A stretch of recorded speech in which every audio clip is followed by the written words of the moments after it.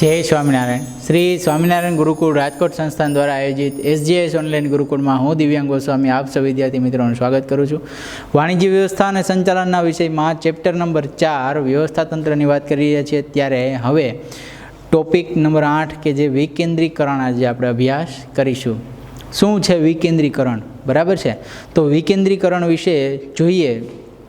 સૌથી પહેલાં એને અંગ્રેજીમાં ડિસેન્ટ્રલાઇઝેશન, બરાબર છે, કે જે એક જ જગ્યાએ સત્તાને કેન્દ્રમાં ન રાખતા એને છૂટી પાડી દેવામાં આવે, એટલે જે જગ્યાએ કેન્દ્રિત કરવામાં આવે છે, બરાબર છે, એ કેન્દ્રિત નહીં કરે અને શું કરશે તો કે સત્તાને વેચી દેશે, એટલે એને વિકેન્દ્રીકરણ તરીકે ઓળખી શકાય। હવે જોઈએ, વ્યવસ્થાતંત્રનો અભ્યાસ કરવાથી નીચેની બે બાબતોની સ્પષ્ટતા થાય, बराबर है।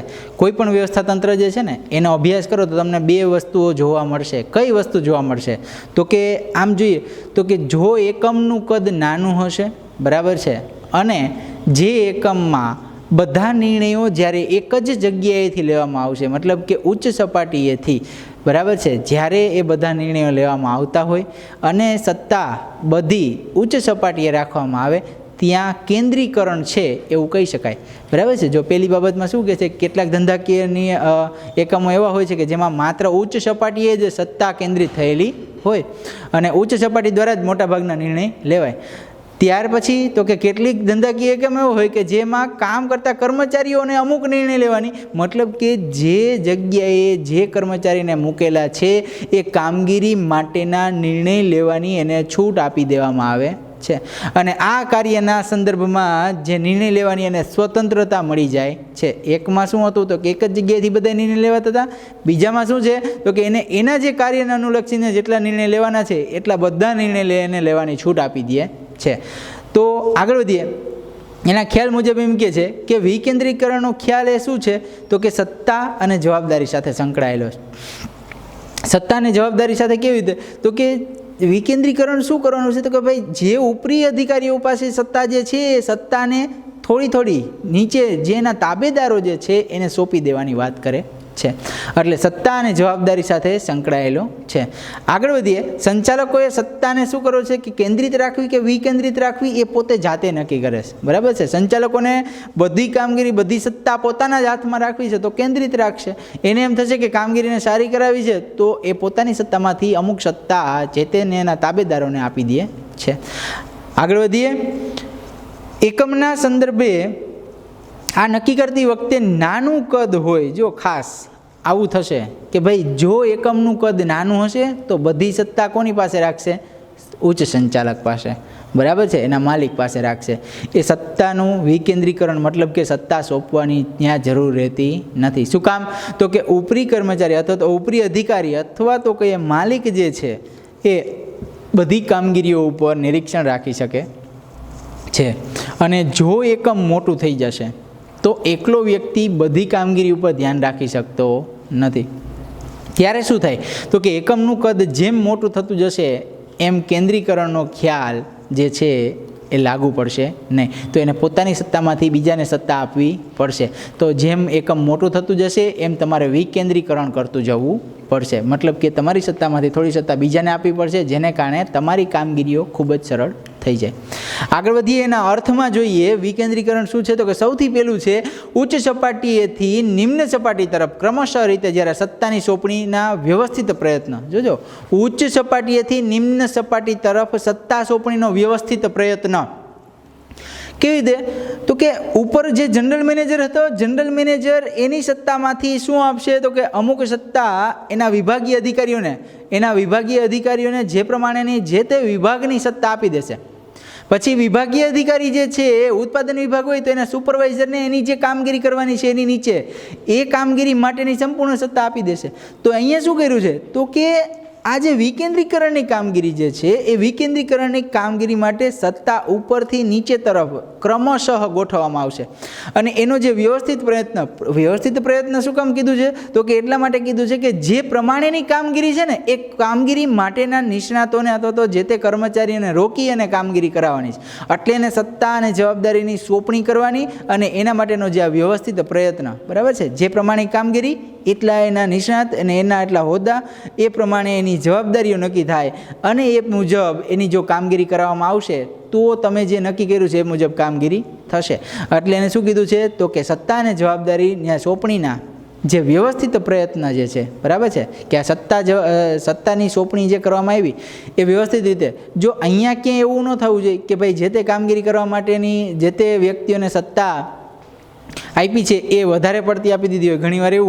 ઘણીવાર એવું હોય કે સત્તા ઓછી પડતી હોય ને જવાબદારી વધી જાય, એવું નહીં. તો કે જે કામગીરી કરવાની છે એ મુજબ એને યોગ્ય રીતે સત્તા આપવામાં આવશે તો એ કામગીરી વ્યવસ્થિત થાય. એટલે એને કીધું કે સત્તા સોંપણીના વ્યવસ્થિત પ્રયત્નને વિકેન્દ્રીકરણ, બરાબર છે, સત્તા સોંપણી ઉપરથી નીચે સુધી જે પ્રમાણે કામગીરી કરવાની છે એ મુજબ સત્તાઓ સોંપવામાં આવશે. જેમ એકમ મોટું થતું જશે એમ એની ઉપર ધ્યાન રાખવાવાળા વધતા જશે. મતલબ કે એકમ થોડું નાનું છે તો સુપરવાઇઝર એક રાખવાની જરૂર પડે, પછી એકમમાં નીચે કર્મચારીઓ વધતા જાય તો 2 સુપરવાઇઝર, 3 સુપરવાઇઝર, 4 સુપરવાઇઝર, એ પ્રમાણે શું છે તો કે સત્તાઓ સોંપવામાં આવશે, બરાબર છે. તો આજે આખો વ્યવસ્થિત પ્રયત્ન જે છે એને વિકેન્દ્રીકરણ કહેવામાં આવે છે.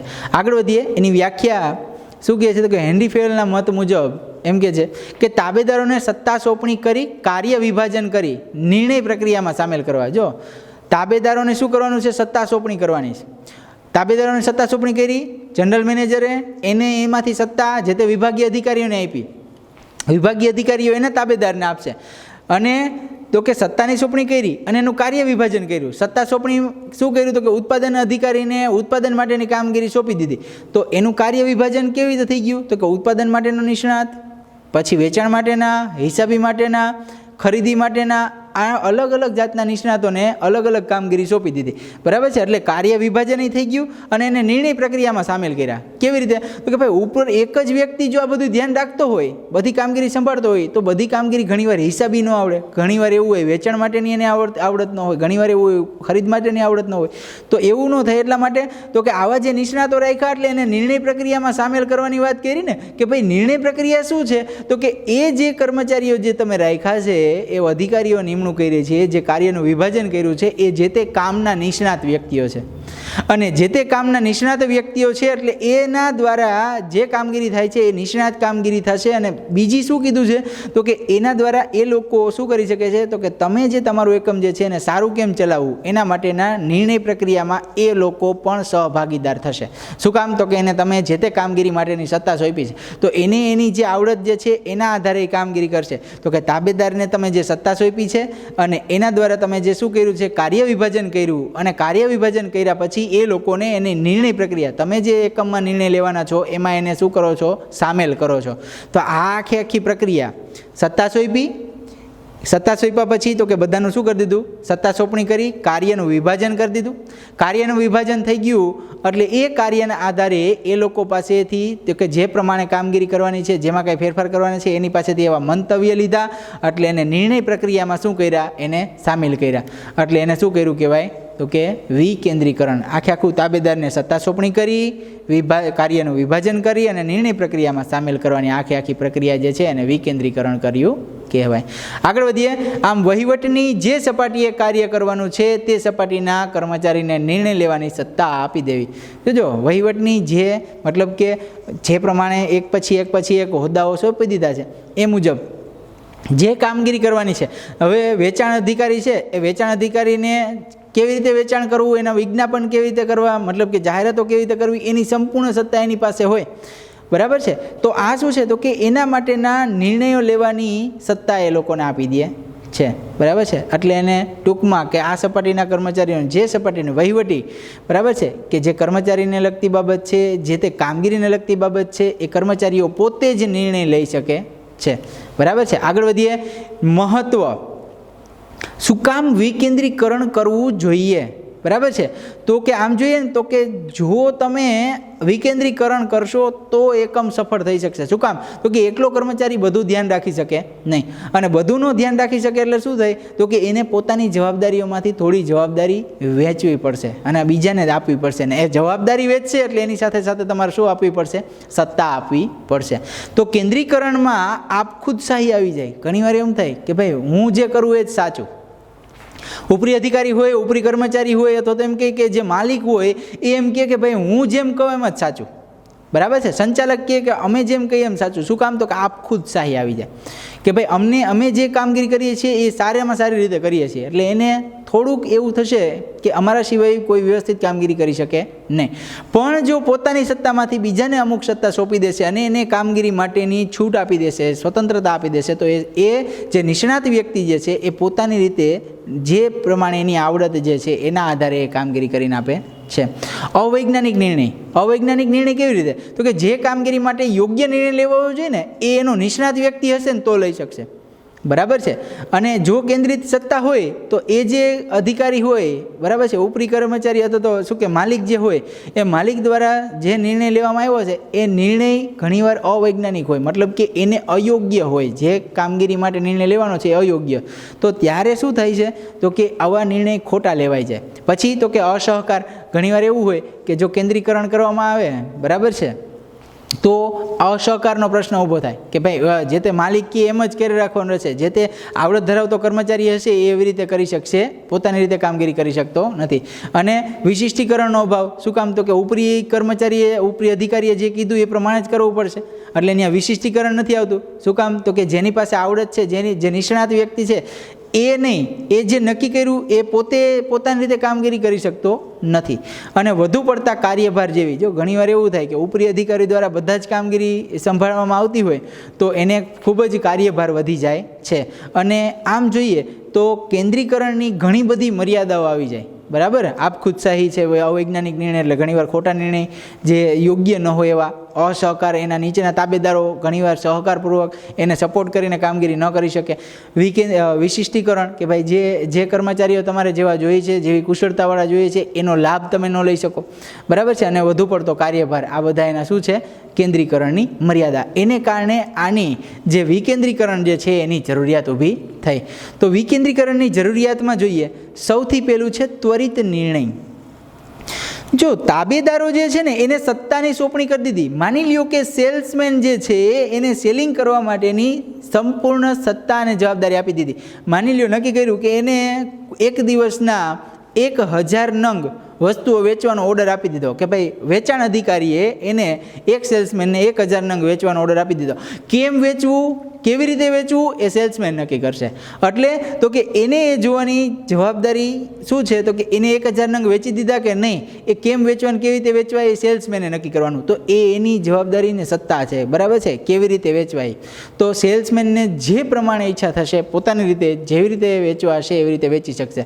બીજું, વેચાણ અધિકારીને એના વિજ્ઞાપન બહાર પાડવાના છે, તો વિજ્ઞાપન શું કહેવાય, કર્મચારી પાસે, વિજ્ઞાપન અધિકારી પાસેથી કેવી રીતે ને કેમ જાહેરાતો આપવી, કેટલા પ્રમાણમાં જાહેરાત આપવી, એ આખા વિભાગની જવાબદારી જે તે વેચાણ અધિકારીની હોય છે. બરાબર છે. તો એ વેચાણ અધિકારીની જવાબદારી હોય એટલે સંપૂર્ણ વેચાણ વિભાગની જવાબદારી જે તે અધિકારીને આપી, એટલે આખા વિભાગમાં જે નિર્ણય લેવો હોય ને એ પોતાની રીતે સ્વતંત્ર રીતે લઈ શકે. એટલે તો કે પોતાની રીતે નિર્ણય લેવાનો હોય એટલે ત્વરિત નિર્ણય લઈ શકે છે. બીજું, ઉચ્ચ સપાટીના કાર્યભારમાં ઘટાડો. માની લ્યો કે શું કહેવાય કંપની હોય એમાં જનરલ મેનેજર જ એક કામગીરી બધી કામગીરી એકલો વ્યક્તિ સંભાળતો હોય, તો એક સાથે ઘણા બધા હિસાબી હોય, વેચાણ હોય, ખરીદી હોય, ઉત્પાદન હોય, બધી કામગીરી પોતે જ ઉપર ધ્યાન રાખતો હોય ને અધિકારીઓ ન રાખ્યા હોય તો કે એ જે વ્યક્તિ જે છે એના કાર્યભારમાં શું થઈ જાય છે? ખૂબ જ વધારો, કારણ કે એને બધી કામગીરી સંભાળવાની.